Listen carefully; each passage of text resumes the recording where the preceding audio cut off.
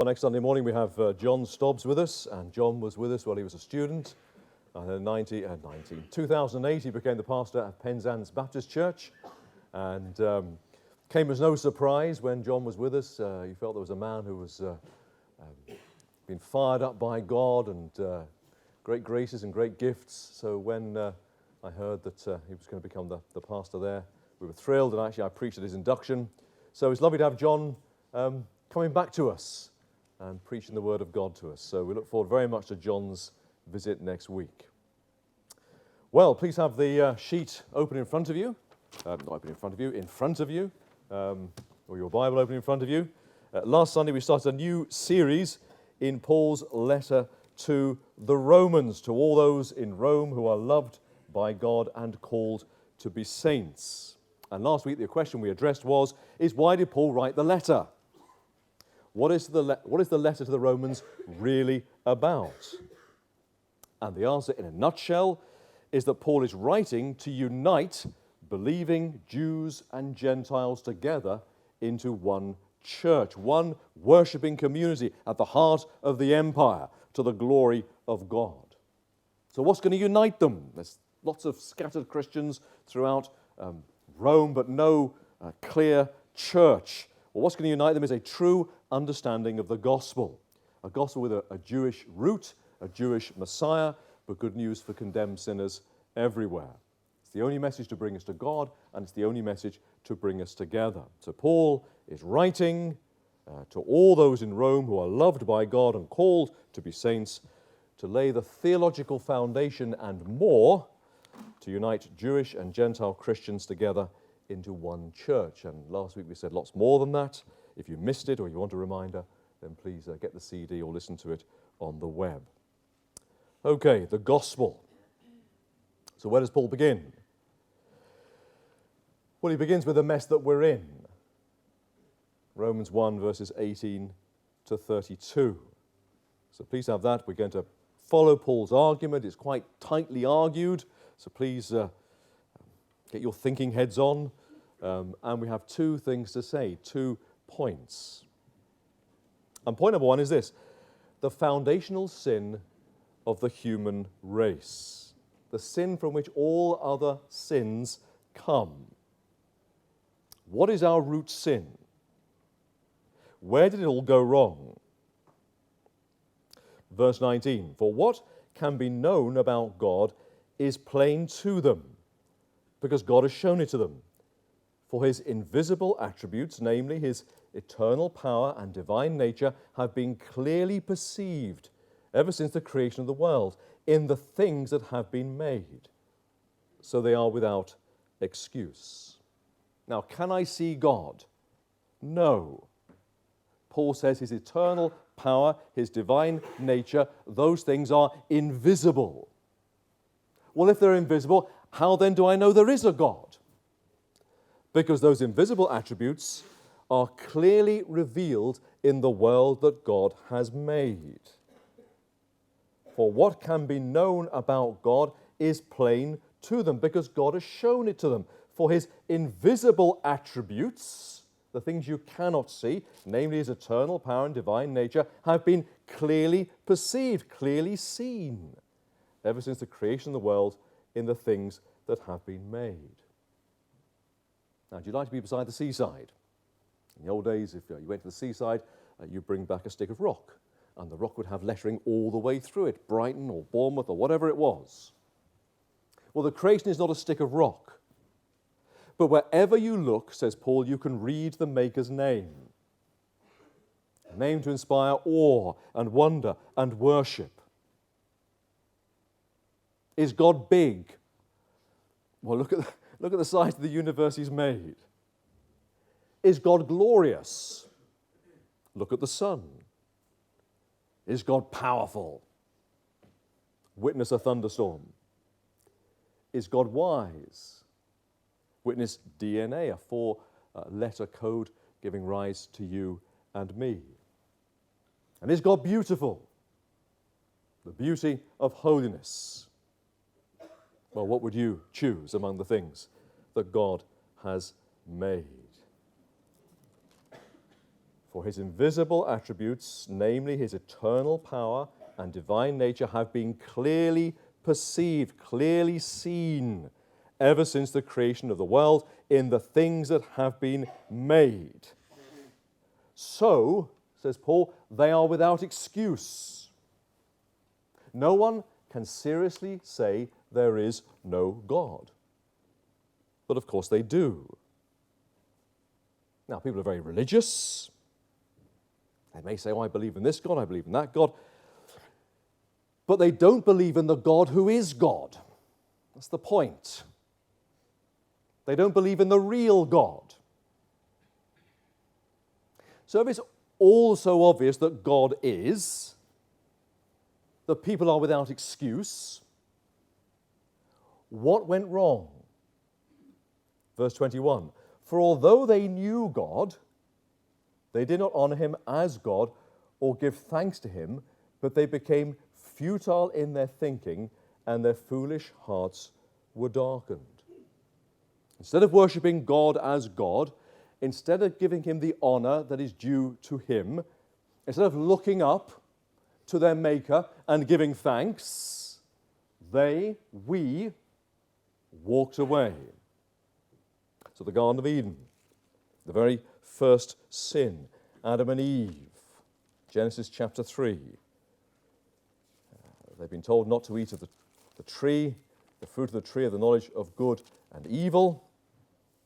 And the serpent says to them, Genesis 3 verse 4, but the serpent says to the woman, you will not surely die, for God knows that when you eat of it, your eyes will be opened, and you will be like God, knowing good and evil. So when the woman saw that the tree was good for food, and that it was a delight to the eyes, and that the tree was to be desired to make one wise, she took of its fruit and ate. And she also gave to her husband who was with her, and he ate. Then the eyes of both were opened, and they knew that they were naked. Here's the attack. Here's the lie. Here's the temptation. You will be like God. Don't let God choose, you choose.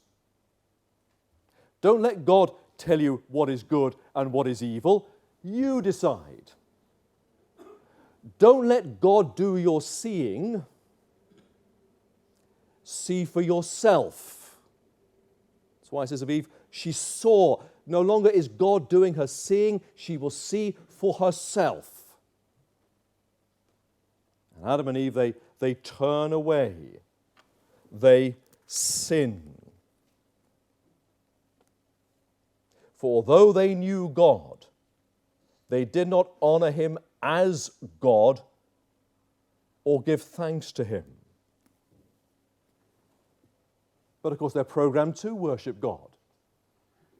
It's stitched into their very identity. If you like, the worship of God is the prime directive of a human being. So when they turned away from God to build a parallel universe without God, it was the ultimate lunacy. It was a looking-glass world where everything is distorted, where nothing is as it should be. It's Paul's point, verse 21 and 22. For although they knew God, they did not honor him as God or give thanks to him. So now they turn aside to this parallel universe, this looking-glass world, but they became futile in their thinking, and their foolish hearts were darkened. Claiming to be wise, to be enlightened, now we see they became fools. See what he's saying? If you turn away from wisdom, there's no alternative wisdom out there, is there? Only madness. If you turn away from the light, there is no alternative light. Only darkness. If you turn away from the deepest reality of the universe, if you turn away from God, then you lose touch with reality. And how far has this insanity gone? Verse 23. We'll take it from verse 22. And claiming to be wise, they became fools and exchanged the glory of the immortal God for images. images resembling mortal man and birds and animals and reptiles. Think of it.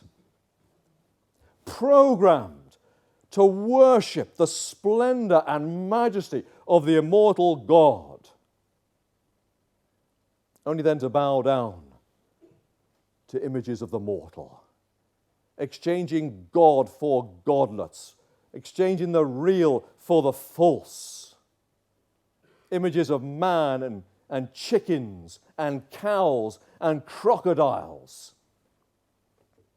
Man who once named all the animals, made to be king over the creation, now bowing down to statues of animals. And that is the fundamental sin of the human race. It's idolatry. Hardwired to worship God, but exchanging the worship of the real, the worship of God, for gods that are not real. And in the West, verse 22, we may claim to be wise, because we no longer worship sticks and stones. But we're still fools, still idolaters. Ours is a society that's full of worshippers, because that's where we're hardwired. We don't even know we're doing it. We all serve someone, something beyond ourselves. And we look to that service of that someone or something to make sense of our lives. Do you follow what Paul is saying?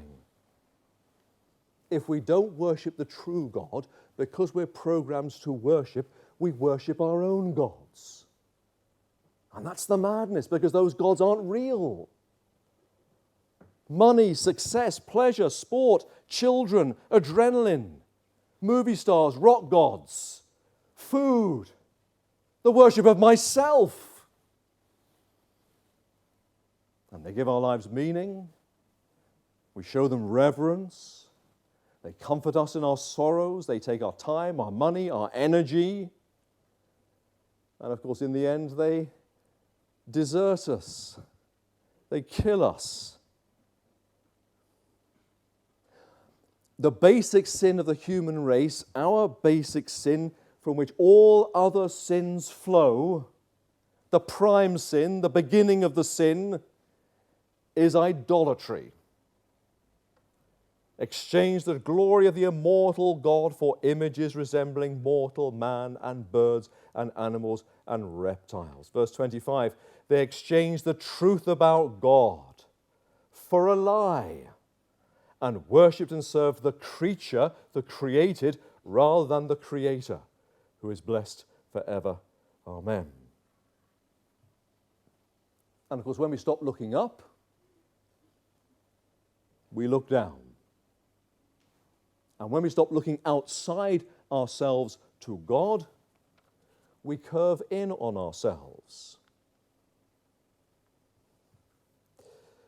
But in case we start feeling sorry for ourselves, Paul says, in our looking glass world, we refuse to face up to things. That's what he's saying in verse 18. For the wrath of God is revealed from heaven against all ungodliness, ungodlikeness, and unrighteousness of men who, by their unrighteousness, suppress the truth. We bury the knowledge of God. Programmed to worship Him, we bury that knowledge. We deliberately suppress the truth. You can buy isolation headphones. It's used by musicians to suppress the level of external sounds. So all they hear is the music that's being piped in to their ears. So you can play along without any other distractions. Well, we choose our godlets, our little gods, tiny, tedious gods, and we make them the soundtrack to our lives. And then we put on the isolation headphones. We suppress the truth. We shut out any other sound. We shut out the Maker's voice.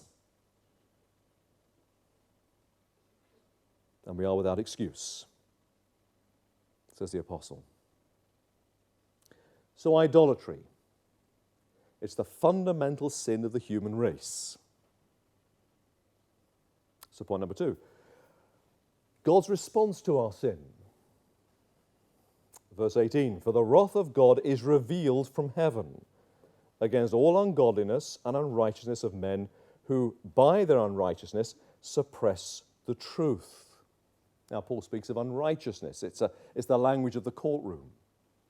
So who's in the dock? Well, we are, the human race. Who's bringing the charges? God himself. And of course he is right and we are wrong. He is righteous and we are unrighteous. But instead of repenting, instead of returning to God, we press on in our wickedness. We suppress the truth. We defy God. We seek to inflict personal injury upon him. And what is God's response? God is angry. An anger that is revealed from heaven. For the wrath of God is revealed from heaven against all ungodliness and unrighteousness of men who just keep on and go further and faster, who by their unrighteousness suppress the truth. Okay, Paul, the wrath of God is revealed from heaven. But where is it? Because if you look up this morning, there's no burning sky. Where is it? Where is this wrath? Well, says Paul, you see it every day. Verse 24. Therefore God gave them up. Verse 26. For this reason God gave them up. Verse 28. And says that he did not see fit to acknowledge God. God gave them up. 3 times, says Paul, God gave them up. If our fundamental sin is idolatry, if that is our crowning sin, then God in his wrath has given us over to sins that fit the crime. Sins which hurry us to our final destination. Now, what do we mean? Well, let's look at Paul's argument. First of all, in verses 24 to 27, listen to what he says. Therefore, God gave them up in the lusts of their hearts to impurity, to the dishonoring of their bodies among themselves, because they exchanged the truth of God for a lie and worshipped and served the creature rather than the Creator, who is blessed forever. Amen. For this reason, God gave them up to dishonorable passions, for their women exchanged natural relations for those that are contrary to nature. And men likewise gave up natural relations with women and were consumed with passion for one another, men committing shameless acts with men and receiving in themselves the due penalty for their error. Now, what's going on? Is Paul sort of outraged of Tunbridge Wells? When he says that, is this sort of Daily Mail headline? So here's Paul, verse 24, and he's raging against promiscuous society. And then when he gets to verses 26 and 27, he's really warming to his theme. This unnatural wickedness. Is Paul anti-gay? Is he homophobic? Does he hate all sin, but then this sin is the one that really makes him angry? Verses 24 to 27, is it just a rant? Well, this is the man who calls himself the chief of sinners. So whatever anyone else has done, Paul says, I've done worse. And this is the man who warmly befriends the gay community in Corinth. And many of them are converted and changed. So this is not moral outrage. It's an explanation of how God's wrath works itself out in human society, and why certain sins illustrate that better than others. So Paul is not, as it were, nailing sexual sins as being worse than any other sins. After all, the Lord himself said that the good religious people of Capernaum were far worse sinners than the people of Sodom. Paul focuses on these sexual sins to illustrate the revealing of the wrath of God on humankind. That's why he's doing it. They're illustrating his point. So let's follow Paul's argument. And we'll begin in Genesis 1. I need to turn to it. I'm going to read a couple of verses. Genesis 1. Okay, become the creation of man. Then God said, let us make man in our image, after our likeness. So God created man in his own image. In the image of God, he created him. Male and female, he created them. So to be human is to bear the image of God. And fundamental to that image bearing is maleness and femaleness. God created man in his own image. In the image of God, he created him. Male and female, he created them. God made man in two halves, male and female, so that together the two become one. And in that they reflect the three who are one, Father, Son, and Holy Spirit, three persons, one God. He makes them two, so two become one to reflect the three who are one. That's why he makes them male and female. So maleness and femaleness lie at the very heart of what it means to be human, what it means to be made in the image of God. But of course, how do a man and a woman become one flesh? They become one flesh through sexual intercourse. So our sexuality is key to our maleness, our femaleness, which in turn is key to our bearing the image of God. God created man in his own image. In the image of God, he created him. He says it twice. And what does that mean? Well, male and female, he created them. So any departure from maleness and femaleness, any distortion of our sexuality, is to corrupt in us the image of God. Paul puts it like this when he writes to the Corinthians. He says, flee sexual immorality. Every other sin a person commits is outside the body. But the sexually immoral person sins against his own body. See what he's saying? When we go outside the boundaries that God has set for the expression of our sexuality, when we go outside marriage, however that sexuality is expressed, then that is an assault upon our own nature. Let me explain. If I assault you, if I come and beat you up, all right? I won't, but if I come and beat you up, it's a sin outside my body, isn't it? I'm doing it to you. I'm beating you up. What I'm doing actually, I'm attacking your humanity. But says Paul, if I commit sexual sin, it's a sin against my own body. I'm attacking my own humanity. In one, I'm attacking your humanity, the image of God in you. But in sexual sins, I'm attacking the image of God in myself. I'm attacking my own humanity. Okay, let's see how it plays out. Romans 1. Let's follow how Paul puts it all together.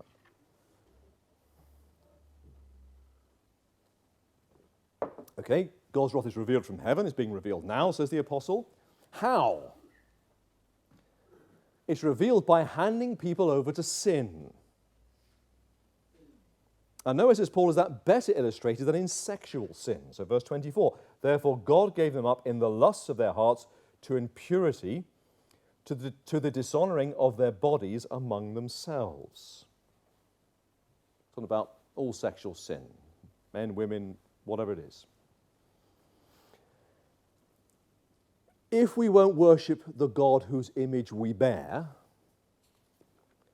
then says God, you are not worthy to bear that image. And so he hands us over to sins, sexual immorality, which destroy that image. It's Paul's argument, okay? To the dishonouring of their bodies among themselves. And then in verses 26 and 27, Paul moves from sexual immorality in general to homosexuality. For this reason, God gave them up to dishonorable passions, for their women exchanged natural relationships with those that are contrary to nature, and the men likewise gave up natural relations with women and were consumed with passion for one another, men committing shameless acts with men and receiving in themselves the due penalty of their error. Now, the first thing we learn about ourselves is whether we're boys or girls, yes? Well, that's the first thing we come to a realization of as we're growing up. And the first thing we notice about others is whether they're boys or girls. So someone is coming towards you in the distance, they're a long way away, you can't tell whether they're tall or short, whether they're blonde or dark, sometimes you can't even tell whether they're black or white. But you can tell whether they're male or female, even by the way they walk. It's the first thing we notice. Because maleness and femaleness are essential to our identity as human beings, beings made in the image of God. But, says God in his wrath, if you don't count me worthy of worship, that's the fundamental sin, then you are not worthy to bear my image. Do you see the connection? If you don't count me worthy of worship, then you are not worthy to bear my image. And so I'll hand you over to sins that destroy that image. That's what Paul is saying. It's not a rant, he's explaining what's going on. So for women, for this reason, God gave them up to dishonorable passions. For women exchanged natural relations for those which are contrary to nature. God made women, female. He made it so that their very nature was to be a wife and a mother. Even women who aren't married can't stop themselves from mothering others. It's fundamental to womankind. That's her biology, her psychology, her sexuality. Well, says God, Paul hands women over to a relationship that is contrary to their nature. So the woman turns away from the fruitfulness of womanhood to the unfruitfulness of a same-sex relationship.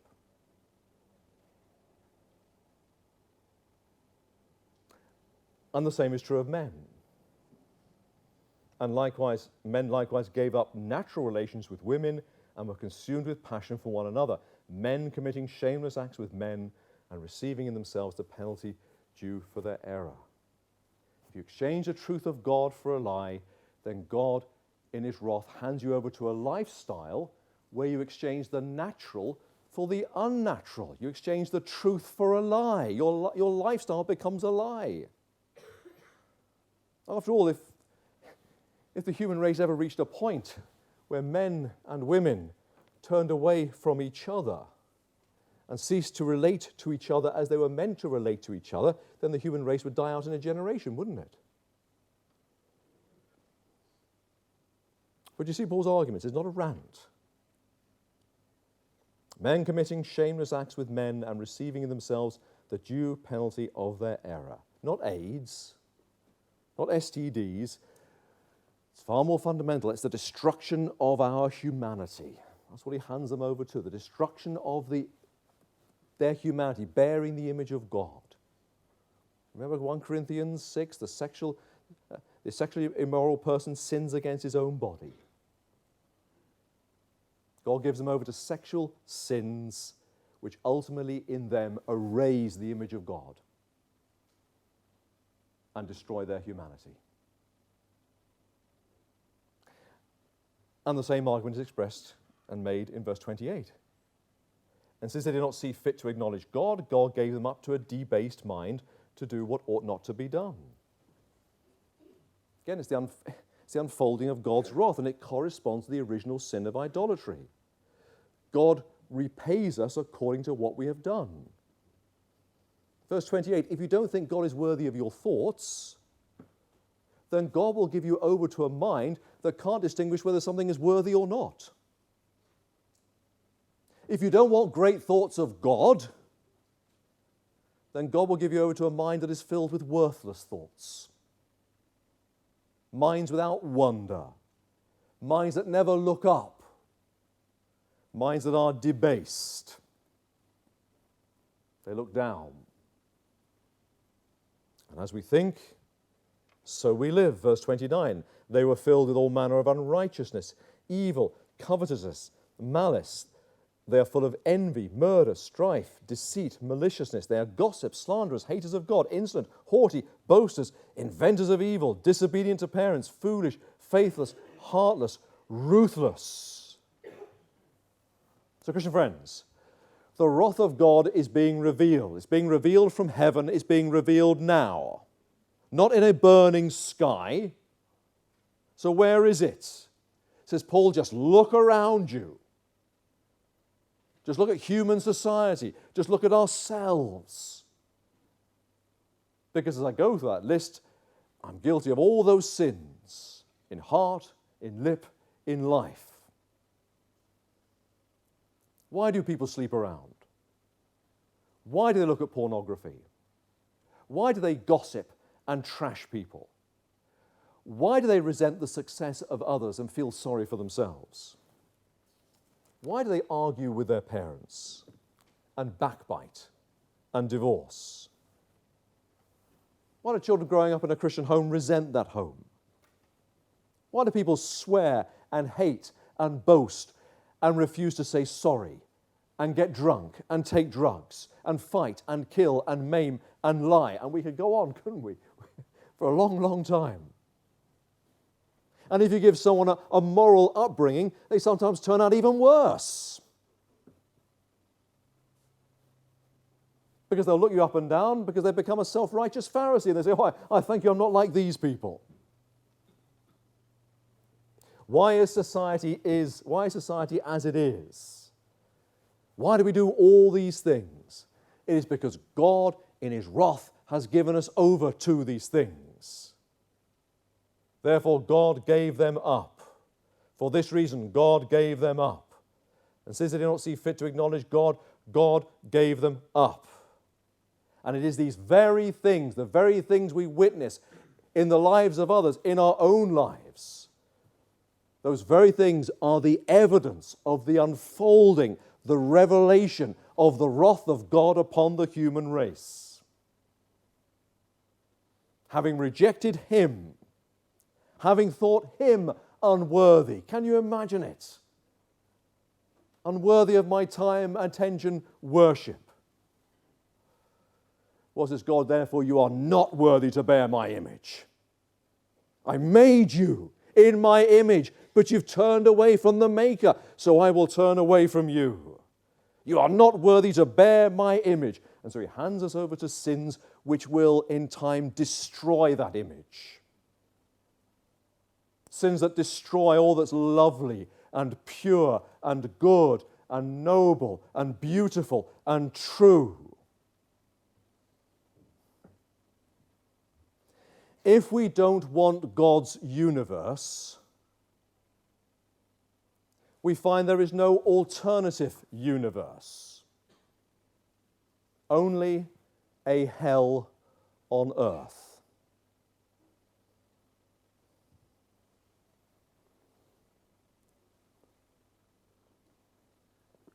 It's the dog that snaps with uncontrolled fury at its owner. And the hand that feeds it is the hand that the dog bites. The owner loves the dog. The owner holds the lead. But you can't do anything with the dog. The dog is mad. And it strains at the leash all the time and longs to be free. So one day the owner slips the lead and gives the dog what it wants. And the dog is free and runs, barking and snapping and biting at all that is in his path. And it eventually runs into the road and is killed. Therefore, God gave them up. It's me as a small boy running down the hill to the corner shop. I'm going faster and faster and faster, and I can hear my sister shouting, "Stop, slow down." But I'm not listening. I'm going faster and faster and faster until that awful feeling that you can't stop. And there's no one to catch you. Therefore, God gave them up. And we can't stop ourselves until it's too late. It's what God in his wrath is doing. He slips the lead. If we won't listen, then he lets us run faster and faster, helter-skelter, pell-mell to hell. And in case you think God's being too severe, look at verse 32. Though they knew God's decree that those who practice such things deserve to die, they not only do them, but they give approval to those who practice them. There's a kind of wickedness that just loves to be wicked. The pleasure is found in doing what is not allowed. We love our fall. Our motive becomes wickedness itself. It's Augustine, isn't it, talking about the pears that he used to steal. He used to go out as lads and they used to go pinching these pears from someone else's garden. Why did they steal them? Well, says Augustine, it wasn't because they were lovely pears. In fact, I had a pear tree in our own garden that produced much better pears. And in fact, we took far more than ever we could eat. So why'd you go stealing them? He says you steal them just for the pleasure. Just for the pleasure of stealing. And that's what we've become. Our wickedness has become an end in itself. We take pleasure in being wicked. And the sense is, God, stop me if you dare. And so Paul brings to a close the first part of his argument. And says, look at the mess that we're in. And therefore the only remedy for the human race is the one that God himself has provided. Which is why Paul says, I'm not ashamed. I'm not ashamed of the gospel. It is the power of God for salvation to everyone who believes, to the Jew first, and also to the Greek. What a mess. But what a gospel.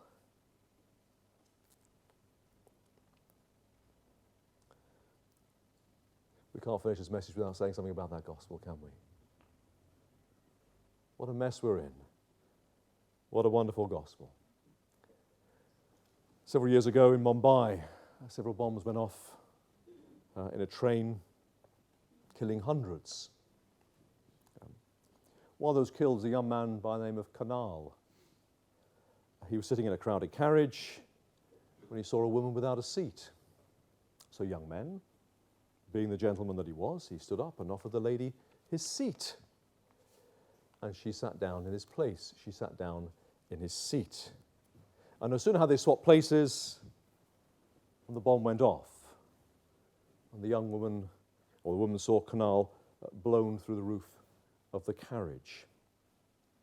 What should have happened to her happened to him. And she later found him mangled and dying.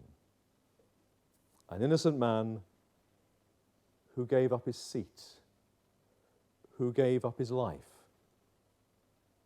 to save another. And that's the gospel. My friends, you sit here, and as you followed, I hope, Paul's argument, I hope you'll see, you don't need any more evidence, do you?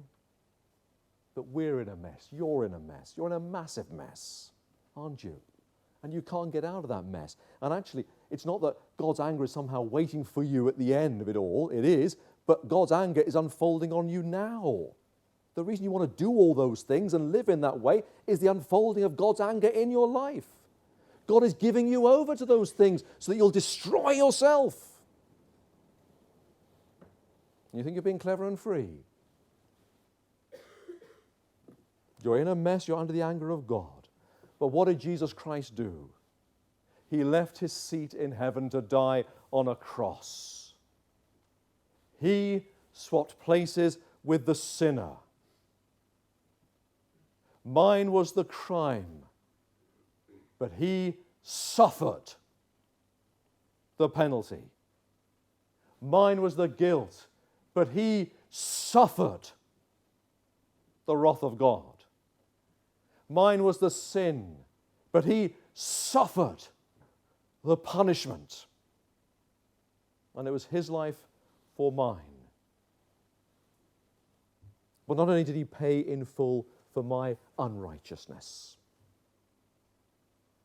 he left a seat to fill.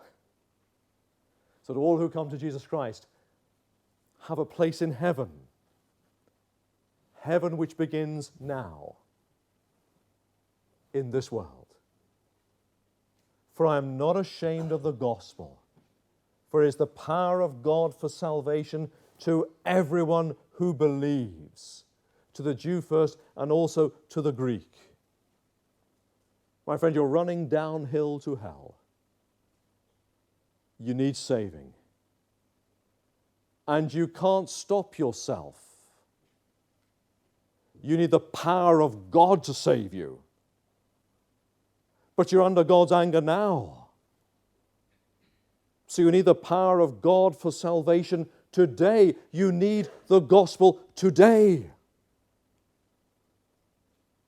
And that good news of God's salvation is for everyone who believes. So what does that mean? It means now, this morning, running into the outstretched arms of Jesus. Let's sing a hymn.